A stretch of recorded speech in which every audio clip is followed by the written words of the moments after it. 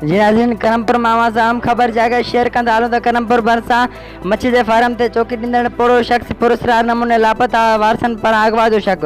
करमपुर भरिसां ठुल B section थाणे जी हद ॻोठ अरबाब खान लाशारी मां मच्छी जे फार्म ते सुतल अधरोड शख़्स मोहम्मद खान लाशारी पुरस्कार नमूने लापता थी वियो आहे।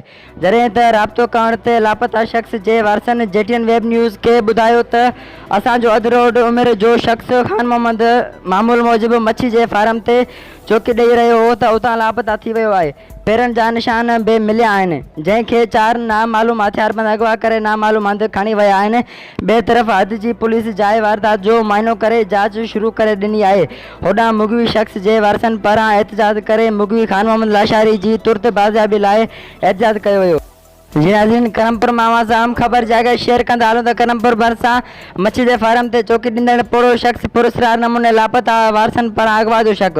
करमपुर भरिसां ठुल बी सेक्शन थाणे जी हद ॻोठ अरबाब खान लाशारी मां मच्छी जे फार्म ते सुतल अधरोड शख़्स मोहम्मद खान लाशारी पुरस्कार नमूने लापता थी वियो आहे। जॾहिं त राब्तो करण ते लापता शख़्स जे वारसनि जेटीएन वेब न्यूज़ खे ॿुधायो त असांजो अधरोड उमिरि जो शख़्स खान मोहम्मद मामूल मूजिबि मच्छी जे फार्म ते चौकी ॾेई रहियो हो त उतां लापता थी वियो आहे। पेरनि जा निशान बि मिलिया आहिनि, जंहिंखे 4 नामालूम हथियारबंद अगवा करे नामालूम हंधि खणी विया आहिनि। ॿिए तरफ़ हद जी पुलिस जाइ वारदात जो मुआइनो करे जांच शुरू करे ॾिनी आहे। होॾां मुग़वी शख़्स जे वारसनि पारां एहतजाज करे मुग़वी खान मोहम्मद लाशारी जी तुर्त बाज़ियाबी लाइ एहतजाज कयो वियो। हर वक़्तु आगाह रहण लाइ ॾिसंदा रहो जेटीएन वेब न्यूज़।